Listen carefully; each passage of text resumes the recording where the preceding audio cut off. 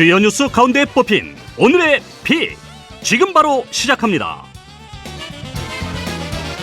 네, 픽 인터뷰입니다. 예고해드린 것처럼 더불어민주당 공동 비상대책위원회 위원장 박지원 위원장 전화로 연결했습니다. 박 위원장님. 안녕하세요, 박지원입니다. 네, 안녕하세요. 요새 언론의 관심이 뜨거운데, 자, 어제 긴급 기자회견을 열어서 대국민 사과를 했어요. 일단 왜 갑자기 대국민 사과를 하신 거죠? 제가 이제 지방 선거 유세를 다니면서 네. 민심이 정말 녹록치 않다라는 것을 느꼈습니다. 당을 책임지고 있는 이제 공동 비대위원장으로서 이제 이런 국민의 분노가 더 깊어지기 전에 신속하게 사과를 드리고 다시 한번 기회를 달라고 호소하는 게 좀 시급하다는 판단이 들어서 여러 이제 고민을 한 끝에 하게 되었습니다. 좋습니다. 그런데 지금 비상대책위원회 위원장이 두 분이시죠? 윤호중 전 원내대표와 박지원 위원장인데, 그러면은 사과를 하거나 또 국민들에게 지지를 호소하려면 두 분이 같이 해야 될 텐데 왜 혼자 하셨죠? 제 호소문 발표가 이제 절차적으로 문제가 있다라는 지적과 비판이 있는데, 저는 기자회견 전에 이제 윤호중 선대위원장께 같이 하자고 이제 제안을 드렸고. 아, 그랬군요. 네. 네, 이제 김민석 선거본부장께도 취지와 내용은 전달드렸습니다. 네, 다만 이제 어느 당의 대표가 이제 기자회견문을 당내 합의를 거쳐서 작성하는지 저는 잘 모르겠고, 제가 같이 이제 하자고도 말씀을 드렸지만, 이제 그에 대해서 이제 거절의 의사를 표시하셨기 때문에, 근데 다만 저는 이런 선거를 앞두고 매번 나오는 이야기가 하루만 더 있었으면은 우리가 이길 수 있지 않았을까 하는 그런 아쉬움이 매번 있잖아요. 그런 지점들을 생각을 했을 때 더 이상 늦어지면 안 되겠다라는 판단에서 어제 좀 기자회견을 진행을 하게 됐었습니다. 네네. 우리 박지원 위원장님은 어떻게 해서 민주당 비상대책위원회 위원장이 되셨죠? 누구 권유가 있었던 건가요? 이제 윤호중 위원장도 전화를 하셨었고, 네. 송영길 전 당대표도 전화를 하셨었고, 현재 지금 총괄선대위원장을 맡고 계신 이재명 후보께서도 전화를 하셔서 꼭 같이 해줬으면 좋겠다라고 이제 여러 번 제안을 주셨고요. 처음에는 이제 계속해서 고사를 했지만, 여러 번 제안을 해주신 끝에, 승낙을 하게 되었었죠. 그러니까 지금 말씀을 들어보면 송영길 당시 대표, 윤호중 원내대표가 여러 차례 걸쳐서 비대위원장을 맡아달라고 해서 고사를 하다가 맡았는데, 결국은 두 분의 공동 비대위원장이 함께 기자회견 또는 함께 대국민 담화도 내지 못하는 상황이면 이건 좀 심각한 상황인데요. 선거가 일주일밖에 남지 않아서요. 민주당 내에서 여러 가지 의견은 충분히 나올 수 있다라고 생각을 합니다. 저를 그저 이제 내부 균열로만 바라봐 주시기보다 그냥 다양한 의견이 존재할 수 있는 그런 모습으로 이해를 좀 양해를 해주시면 좋지 않을까라는 생각을 하고 있습니다. 네네, 물론 그런데 보통 그런 다양한 의견이 나오는 국면이 이를테면 지난 3월 9일 이후에요. 대선 직후에 대선 패배에 대해서 평가하면서 후보 잘못이다, 당이 잘못했다 이러면서 다양한 의견이 나오거나 하면 자연스러울 수 있을 것 같은데, 이번에는 선거를 앞두고 있어서 약간 의아한 생각이 들어서요. 선거를 이제 앞두고 있지만 이제 대선이 끝나고 이제 새로운 모습을 보여드리겠다, 혁신하겠다, 쇄신하겠다 이제 말씀을 드렸지 그게 행동으로 이어진 부분은 크게 없다라고 저는 이제 느껴졌습니다. 그래서 이제 국민의 눈높이에서 민주당이 변화한 것을 보여드려야 한다고 생각을 했고요. 그 지점에 대해서 이제 할 수 있는 이야기를 이제 했다고 생각합니다. 네, 댓글도 굉장히 많이 들어오고 있고 찬반 댓글이 활발하게 진행되고 있는데요. 하나만 더 여쭤보면, 제가 이제 어제 기자회견을 보면서 대국민 담화를 보면서 약간 의아했던 건 저를 봐서라도 찍어달라 이런 표현이 나와서 이를테면 약간 김대중 대통령 버전이면 몰라도 약간 그러니까 누구신데 저렇게까지 말씀을 하시지? 그러니까 박지원 위원장을 보면 유권자들이 움직일 수 있다고 생각하시는 건가요? 어떤 측면인가요? 민주당을 더 젊은 민주당으로 만들어야겠다라는 생각으로 저도 이제 정말 많이 고민을 하다가 그 표현을 쓴 건데요. 이 낡은 기득권을 버리고 또 당권, 공천을 위한 그런 정치를 버리는 것에 있어서는 이제 제가 좀 더 이제 비대위원장이라는 자리에 있음으로써 보다 큰 책임감을 이제 느끼고 있기 때문에 저를 봐서라도 이제 찍어달라, 이제 한 번만 기회를 달라라고 이제 욕설을 드린 지점이 있죠. 네네. 그러니까 책임감의 발로였다 이런 말씀이네요. 네. 하여튼 그 이제 정치를 하시는 거잖아요, 실제로. 그러니까 뭐 만만치 않고 뭐 어제 오늘 상황도 그랬을 거고 또 여론의 반응 같은 경우도 그렇고요. 그럴 텐데 역시 뭐가 제일 힘든가요? 해보시니까.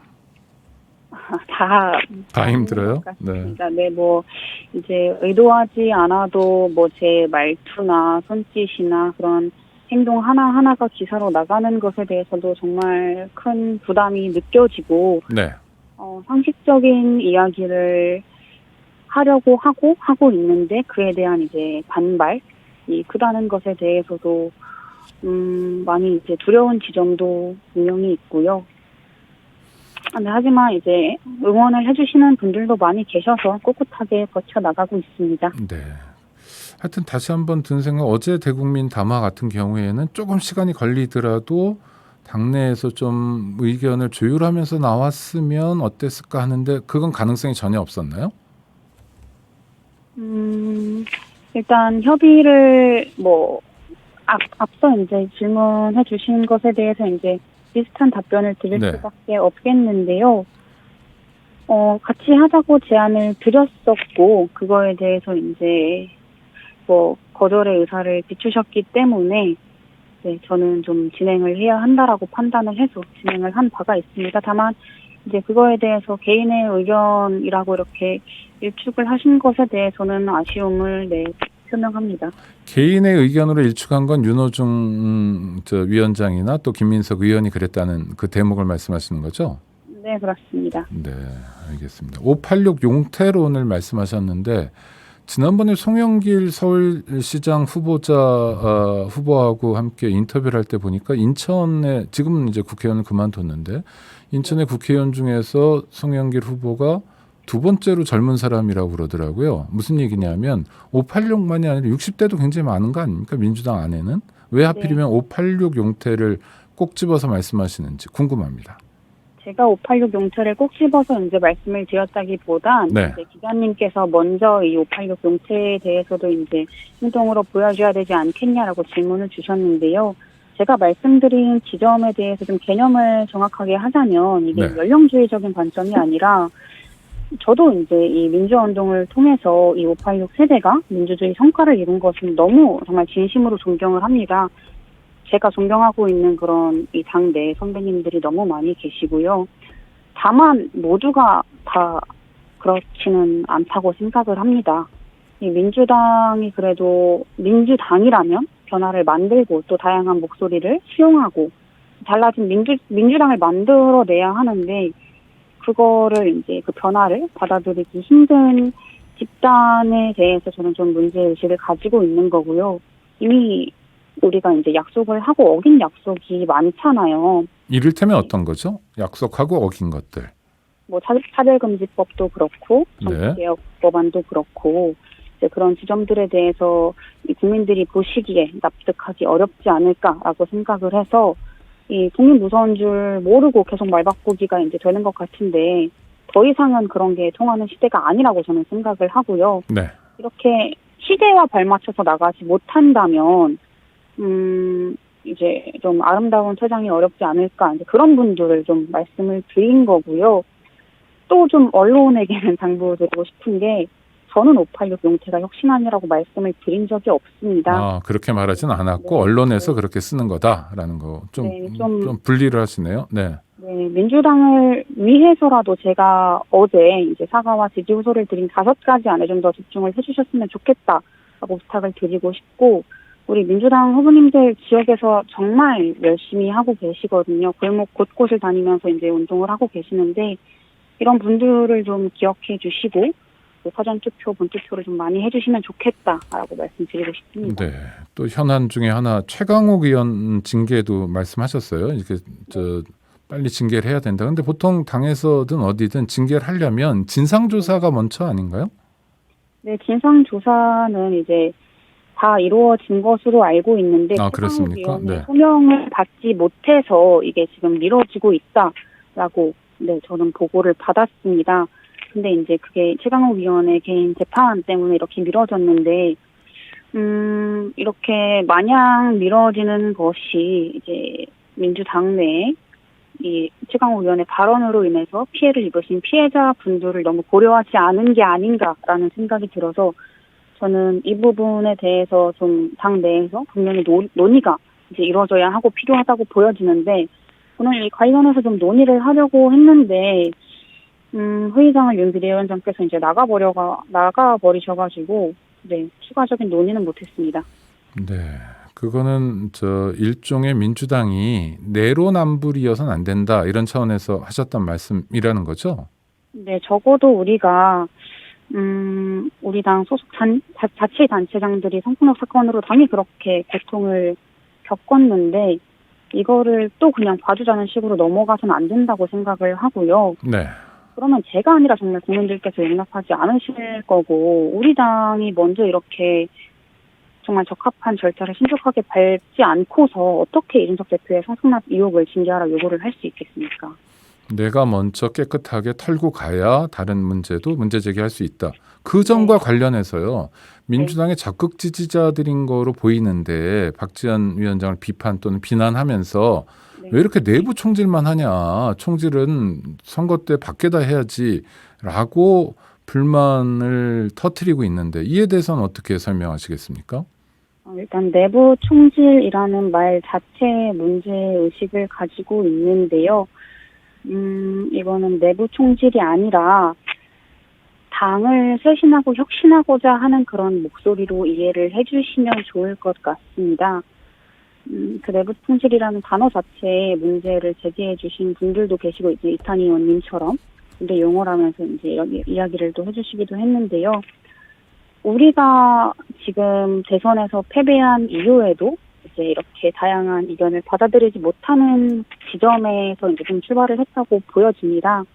그렇기 때문에 이제 우리 지지자분들께서도 여러 의견을 좀 수용해 주시면 좋지 않을까라고 생각합니다. 또 하나는 이제 당에 대한 고민 또 지방선거에서 그 좋은 일꾼들이 많이 당선됐으면 좋겠다는 바람 때문에 이제 어제 대국민 담화 사과까지 했다는 말씀인데 보통 정당이라는 게 김대중 대통령 같은 분이 아니라면 김대중 대통령 이제 뭐 새천년 민주당 때 정말 뭐저 총재 시절이 있었잖아요. 옛날에 그런 시절이 있었거든요. 그런 분이 아닌 한은 이렇게 누군가 한 명의 지도자가 정당을 끌고 가는 세상은 이제 아닐 것 같은데요. 다시 얘기하면 협의해야 되고 또 논의해야 되고 자기 편을 만들어 가고 이게 정당 아닌가요? 이런 면에서 좀 아쉽다고 생각하면 뭐라고 답하시겠습니까? 네, 당연히 협의와 논의의 과정은 필요하다고 보여지는데요. 네. 당에서 저를 비대위원장으로 부른 것에 대해서 조금 더 생각을 해봐 주시면 어떨까 하는 생각은 듭니다. 네. 그동안 정말 이제 대선 이후에 당이 어려웠고 이 새로운 목소리가 필요하다고 해서 저를 부르셨다고 생각을 하는데 이 목소리를 수용하지 못하는 정당이라면 저는 안 된다고 보여지거든요. 그러니까 이게 마냥 제가 맞다라는 게 아니라 제가 어떠한 이야기를 드렸을 때 이거를 좀 협의할 수 있는 그 좀 건강한 공론장이 만들어져야 되는 게 아닌가라는 생각이 들고 이제 그런 과정들을 이제 민주당이 겪고 있다라고 생각을 하고 이거를 이제 마냥 내홍이라고 이제 보신다기보다는 민주당이 지금 건강한 그런 진통의 과정을 겪고 있구나라고 생각을 해주시면 좋지 않을까요? 네, 그 민주당 전현직 지도부가 박지원 씨를 이제 비대위원장 공동대표로 모신 것 자체가 사실 어떤 역할을 기대한 건데 그런 역할을 하는 과정에서 나오는 이를테면 뭐 있을 수 있는 건강한 진통이다 이렇게 보자는 거죠? 네, 그렇습니다. 네, 그래도 와 이게 뭐 정신적으로도 굉장히 피로한 일들일 것 같은데요. 지방선거 얘기도 좀 해보죠. 네. 왜 민주당이 승리해야 된다고 지금 어제 대국민 담화도 그런 차원이라고 말씀하시는 거잖아요. 그러니까 네. 민주당이 왜 지방선거에서 선전해야 합니까? 지금 윤석열 정부의 정말 너무 독재가 시작이 되고 있는 게 독재라고 보십니까? 윤석열 정부의 검찰 독재라고 이제 거의 네. 보여질 만큼의 검찰 독재. 네. 그런 식으로 이제 보여지는데 이 부분에 대해서 지방 정부가 민주당이 견제하지 않으면 안 된다라고 생각을 하고 있고 각 지역의 후보들을 봤을 때도 이제 당을 떠나서 이 지역 지방을 위해서 더 나은 일꾼들이 당선이 되어야 하는 것은 너무나 당연합니다. 근데 제가 지금 강원도에 이제 선거 유세차 와 있는데 네. 강원도 후보만 봐도 이광재 후보와 김진태 후보를 봤을 때 김진태 후보보다는 당연히 이광재 후보가 뭐 능력적으로나 도덕적으로나 뛰어난 것은 다 알고 계실 거라고 생각을 해요. 김진태 후보는 너무 논란도 많았었고요. 그러니까 이런 지점들을 좀 이제 지역에서도 잘 살펴봐 주시고 정말 합당하고 옳은 선택을 좀 해주시리라 호소드리고 싶습니다. 네, 구체적으로 뭐 강원도지사 후보 얘기를 했지만 강원도만이 아니라 곳곳에서 민주당이 후보를 잘 냈으니 국민들이 윤석열 정권의 독주를 막기 위해서라도 지지해 달라는 건데요. 네. 그런데 오늘도 또 뭐 당에서 회의하면서 뭐 고성이 오갔다 언론 보도에 보면 책상을 쳤다 이런 얘기가 나오는데 그러면 이게 득표 요인이 됩니까? 이러면 더 국민들에게 외면받기가 쉬울 텐데 이 위기를 어떻게 넘어가시겠습니까? 일단 그 부분에 대해서는 이제 지역에서 뛰고 있는 후보분들께는 조금 죄송스러운 일일 수도 있을 것 같습니다만 당 내에서 다양한 의견이 나오는 것에 대해서 우리 민주당이 지금 조금 더 나은 방향으로 가려고 하고 있구나라고 이렇게 좀 생각을 해봐 주시면 좋지 않을까 생각을 하고요. 이제 그 외에 저도 그렇고 이제 윤호중 위원장을 비롯해서 당 지도부가 곳곳 지역을 다니면서 열심히 선거 유세를 하고 있습니다. 이런 좀 노력하고 있는 모습도 함께 봐주시면 좋을 것 같습니다. 네, 좋습니다. 다음 주면 이제 결과가 나올 텐데요. 네. 민주당 당 대표죠. 하여튼 비대위원장이어도 당 대표로서 어느 정도면 그래도 선방했다 또는 이겼다라고 판단하십니까? 9개 이기면은 승리했다라고. 그래요? 9개 민주당이 광역에서 9개 이긴다고요? 네. 가능한가요?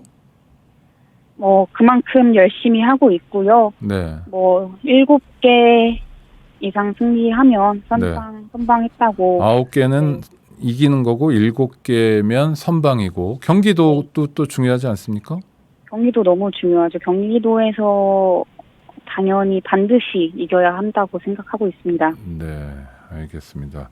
하여튼 뭐 이런저런 목소리들이 뭐 민주당만이 아니라 우리에게는 다 국민의힘도 중요하고 정의당도 중요하고 그런데요. 정당들이 민주정당으로 또 국민의 사랑과 신뢰를 받는 정당으로 거듭나는 계기였으면 좋겠고요. 오늘 여러 가지 안 좋은 여건에서도 우리 뉴스 건강과 인터뷰 응해줘서 고맙습니다. 지금까지 더불어민주당 비대위원장 박지연 위원장이었습니다. 고맙습니다. 네, 감사합니다. 네.